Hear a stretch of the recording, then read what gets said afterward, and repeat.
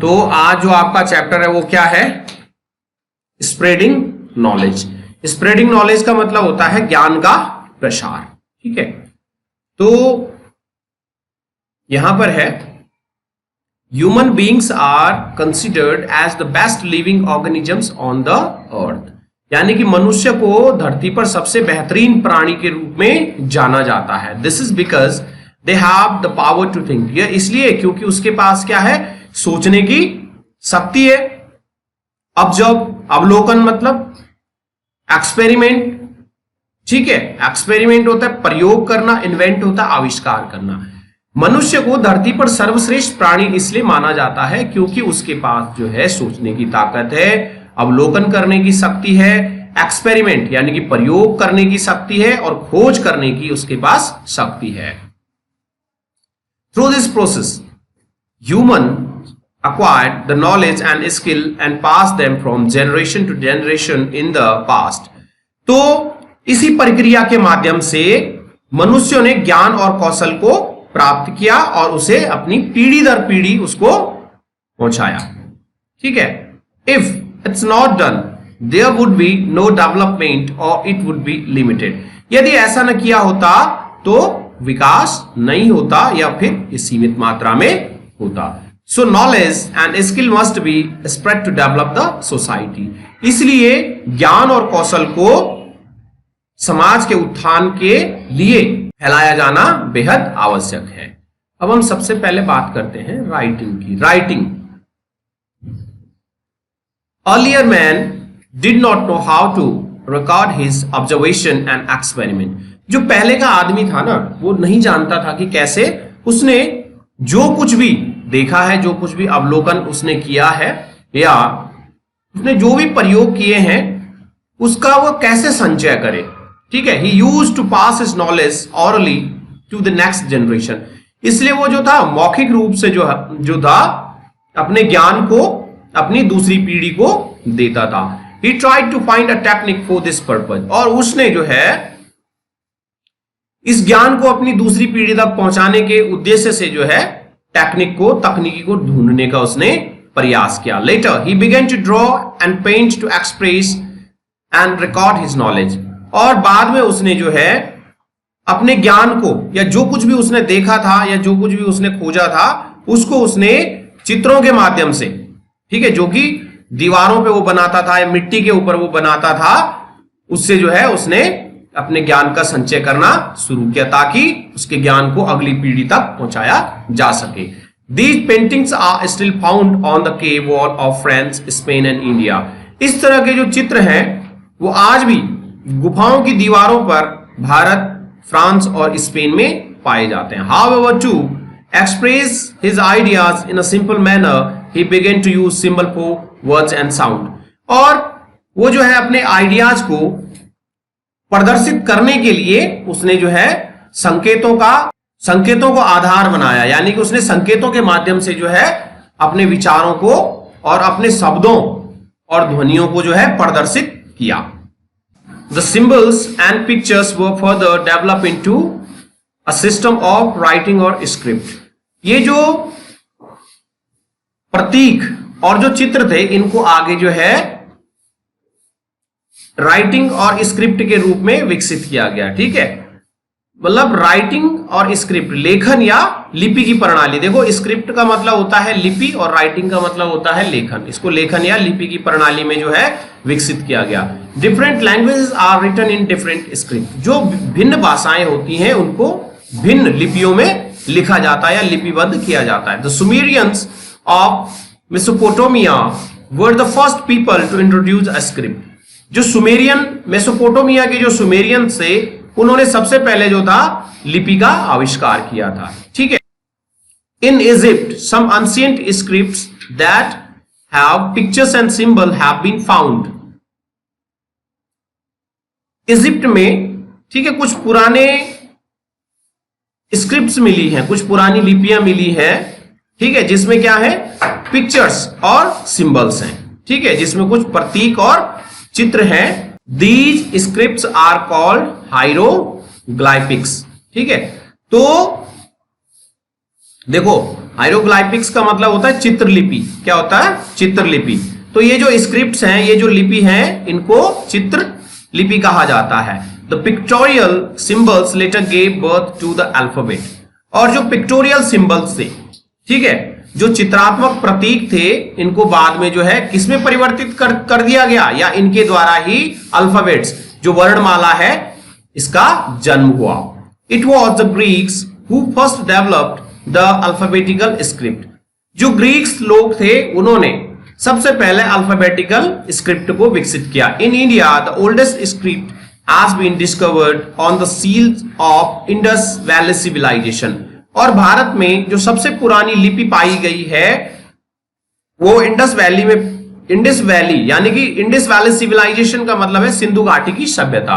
जो सिंधु घाटी की सभ्यता में जो मुहरें मिली हैं, उन पर उत्कीर्ण है या उन पर पाई गई है। However this script has not been deciphered till date. Later other script like Brahmi and Kharosthi developed in India.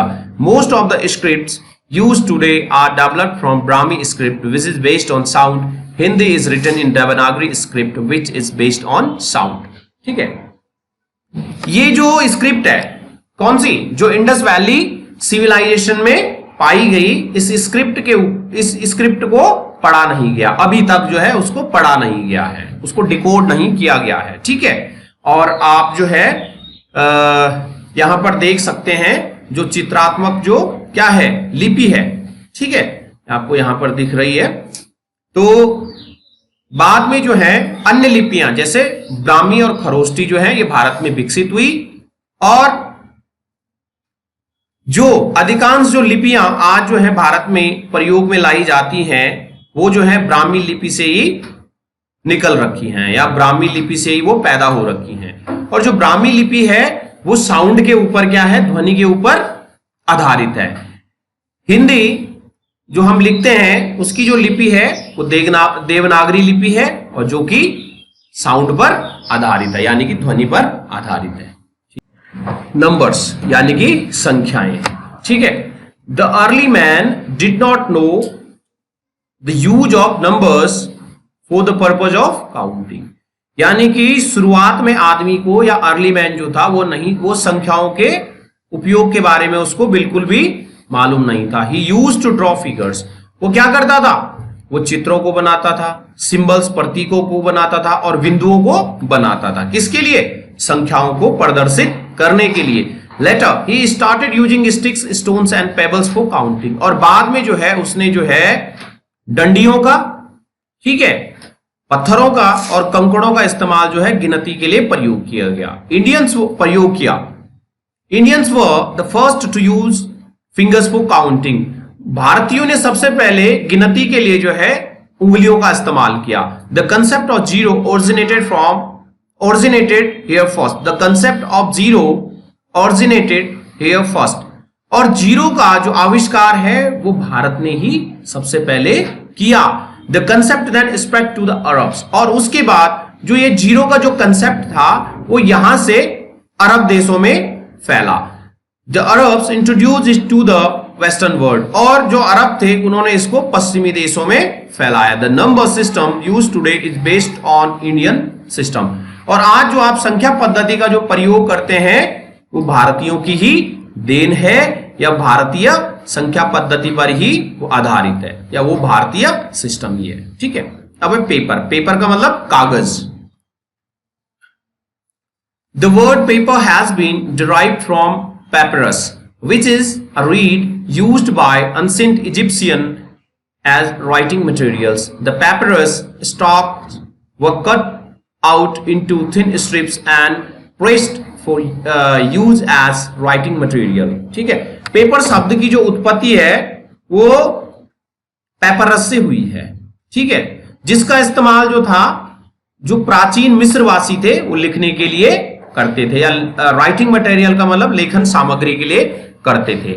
Papyrus जो होता है वो क्या होता है, एक जो पेपरस क्या है, एक डंठल, जो पेड़ है, पेपरस स्टॉक्स का मतलब होता है डंठल। तो पेपरस के डंठल को छोटी छोटी पतली पतली पट्टियों में काट दिया जाता था, फिर उसको दबाते थे ताकि जो है उसको राइटिंग मटेरियल के रूप में उसका इस्तेमाल किया जा सके।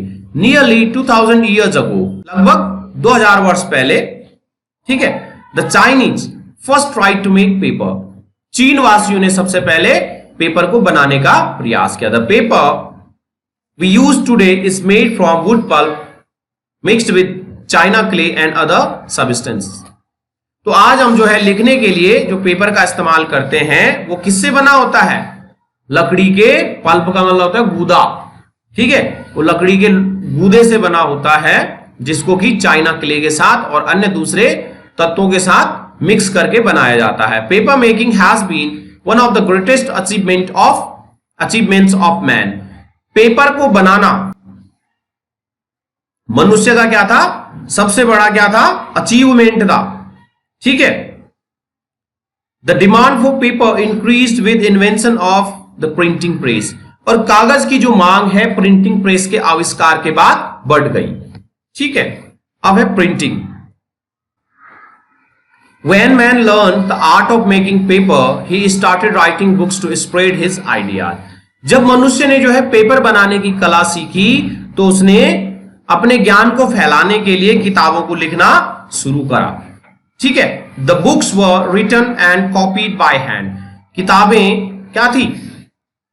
हाथ, मतलब किताबें जो थी हाथों से लिखी जाती थी, ठीक है, और उनको कॉपी किया जाता था। यानी कि पहले एक किताब लिखी फिर उसी की कॉपी करके दूसरी किताब लिखते थे, ठीक है। It was very time consuming affair. ये क्या था? यह बहुत लंबा समय लेने वाला मामला था या कार्य था। The cost of books was therefore out of reach of common man. इसलिए क्योंकि किताबें लिखना जो था, क्योंकि पहले एक किताब लिखी फिर उसकी कॉपी करी, तो इस तरह से किताब लिखना क्या था? एक तो बहुत समय खाता था, ऊपर से इसकी कीमत भी क्या थी? बहुत ज्यादा होती थी, जो कि साधारण आदमी की पहुंच से बाहर था। This difficulty persuaded man to invent the printing press. और इसी कठिनाई के कारण या इसी कठिनाई ने आदमी को जो है प्रिंटिंग प्रेस के आविष्कार के लिए क्या किया? राजी किया। यानी कि वो इसी वजह से जो है जब समस्याएं आई, कहते हैं कि आवश्यकता जो है आविष्कार की जननी है, ठीक है। तो जब उसको आवश्यकता हुई कि भाई मुझे किताबें पढ़नी है या मुझे किताबें चाहिए, मुझे ज्ञान चाहिए, नॉलेज चाहिए, तो जो हैंड रिटन किताबें थी वो बहुत कॉस्टली थी, बड़ा वक्त लगता था। तो इसलिए आदमी ने सोचा कि कोई एक ऐसा तरीका हो कि जिससे क्या हो, किताबें एक तो बड़ी आसानी से लिखी जा सके और वो पढ़ने में क्या हो, आसानी हो उनको पढ़ने में, मतलब पढ़ने में भी समस्या न हो, क्योंकि हैंड राइटिंग क्या होती है, सबकी अलग अलग होती है, ठीक है। Like the art of making paper, the Chinese were the first to invent printing. जिस तरह से चीन वालों ने पेपर का आविष्कार किया, उसी तरह से इन्होंने जो है पहली बार प्रिंटिंग का भी आविष्कार किया। वो किस तरह से प्रिंटिंग करते थे? They used to cut design of characters and pictures on wood. वो क्या करते थे? जो अक्षर थे उनके डिजाइन को लकड़ी के ऊपर, या तस्वीरों को, जो फोटोज वगैरह होती थी, उनको लकड़ी के ऊपर उकेरते थे, उनका डिजाइन बनाते थे। Smear them with ink and press them on paper. उसके बाद उन पे स्याही लगाते थे और कागज के ऊपर उसका ठप्पा लगाते थे। This method was developed around 1500 years back, but was not so popular. यह जो था यह लगभग 1500 वर्षों पहले की घटना है और यह बहुत ज्यादा प्रसिद्ध भी नहीं हो पाई। मतलब इसने जो है कोई ज्यादा पॉपुलैरिटी हासिल नहीं की। इस पद्धति को जो है इस पद्धति को डेवलप हुए आज से लगभग 1500 वर्ष हुए हैं, लेकिन ये बहुत ज्यादा प्रचलित नहीं हो पाई। पॉपुलर का मतलब यहाँ पे प्रचलित है। अबाउट 600 ईयर्स अगो, लगभग 600 वर्षों पहले, the Europeans started printing books with the help of small blocks of wooden letter of the alphabet. इसके बाद जो यूरोपियंस थे उन्होंने छोटे छोटे ब्लॉक्स की मदद से किताबों की छपाई आरंभ कर दी। They used wooden letter again and again for printing different pages by reassembling the same. तो वो क्या करते थे, इन छोटे छोटे या छपाई के लिए जो थे, इन बार बार इन लकड़ी के अक्षरों का इस्तेमाल अलग अलग पेजों के ऊपर क्या करते थे, और फिर वो अलग अलग पेजों को क्या करते थे, जोड़कर क्या करते थे, किताब बना लेते थे। ठीक है, यानी कि उन लोगों ने छपाई के लिए जो है इन लकड़ी के अक्षरों को बार बार इस्तेमाल किया, पेजों के ऊपर उसको छापते थे, फिर वो क्या करते थे, उन पेजों का अलग अलग पेजों को अलग अलग जोड़कर क्या करते थे, किताबें बनाया करते थे। ठीक है, देखो हाउएवर का मतलब क्या होता है, हालांकि। हाउएवर का मतलब हालांकि। The first printing press was invented by Johannes Gutenberg of Germany. हालांकि पहली प्रिंटिंग प्रेस का आविष्कार जर्मनी के जोहानेस गुटेनबर्ग ने किया था। He used mouths of letters of the alphabet to make words and sentences and set them on a frame. तो उसने क्या किया, उसने शब्दों और वाक्यों को बनाने के लिए उन अक्षरों को एक फ्रेम के ऊपर सेट करने के लिए वर्णमाला के अक्षरों के सांचों का इस्तेमाल किया। ठीक है, उसके बाद उसने इन पर क्या करी, He then applied ink on the mouths and traced the same on smooth surface. और उसने उनके बाद उन माउल्ड्स के ऊपर, उन गुटकों के ऊपर या उन सांचों के ऊपर क्या लगाई, स्याही लगाई, और उनको जो है किसी स्मूथ सरफेस पर उससे छापना शुरू कर दिया। The माउल्ड्स were RISAT and reused. ये जो सांचे थे इनको दोबारा से इस्तेमाल किया जा सकता था और उनको दोबारा से रिसेट किया जा सकता था, यानी कि उन छोटे छोटे जो अल्फाबेट्स थे उनको जोड़कर दोबारा से एक कोई नया सेंटेंस बनाया जा सकता था। The first book printed at the Gutenberg printing press was the Bible. और जो पहली किताब गुटेनबर्ग प्रिंटिंग प्रेस में छपी थी वो थी बाइबल। ठीक है, the printing press help to print more copies in less time at low cost. और जो प्रिंटिंग प्रेस होती है वो कम समय में अधिक प्रतियां छाप सकती है या उसने छापने में मदद की। Hence the books became cheaper and affordable for the common man. तो इस तरह से जो किताबें थी वो आम आदमी के लिए बड़ी आसानी से उपलब्ध हो गई, क्योंकि उनकी कीमत क्या हो गई, कम हो गई, सस्ती हो गई। Today's printing press is the improved version of Gutenberg printing press. और आज की जो प्रिंटिंग प्रेस है वो गुटेनबर्ग प्रिंटिंग प्रेस का ही उन्नत संस्करण है। इंप्रूव्ड वर्जन का मतलब होता है उन्नत संस्करण। ठीक है, we are now able to read books, magazine, newspaper etcetera at reasonable cost. और आज जो है हम किताबें, पत्रिकाएं, अखबार इत्यादि जो है एक उचित मूल्य पर पढ़ सकते हैं। ठीक है।